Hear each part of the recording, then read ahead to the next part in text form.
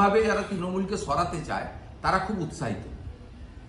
আর মমতা ব্যানার্জি তার লোকেদের দিয়ে যতই কংগ্রেসকে অ্যাটাক করুক না কেন, বিহারে মূল মহাগঠবন্ধন বা যাই বলুন, এখন কি আছে জানি না, ঘণ্টবর্ধন, তা এখন তার প্রধান শরিক হচ্ছেন, বড়দা হচ্ছেন আরজেডি, লালু প্রসাদ যাদব, তেজস্বী যাদব, রাবড়ি যাদব ইত্যাদি ইত্যাদি। তাদের সঙ্গে মমতা ব্যানার্জির পারিবারিক সম্পর্ক।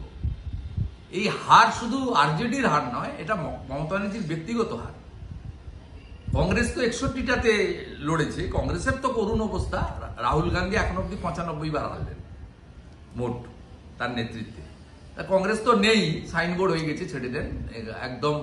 এখানেও 1%-এর নিচে নেমে যাবে, নোটার নিচে নামবে, অস্তিত্বহীন পার্টি। কিন্তু মমতা ব্যানার্জির লোকেরা যে বলছে কংগ্রেস বিজেপিকে রুখতে পারে না, তা ভুল কথা। ওখানে বিজেপি এবং এনডিএ কে রোখার দায়িত্বটা নিয়েছিলেন তেজস্বী যাদব।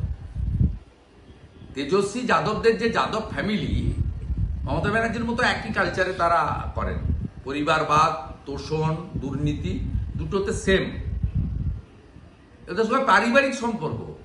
এই হারটা মমতা ব্যানার্জির ব্যক্তিগত হার। আমার মুখ থেকে তৃণমূল কতটা কাঁপছে বলার দরকার নেই।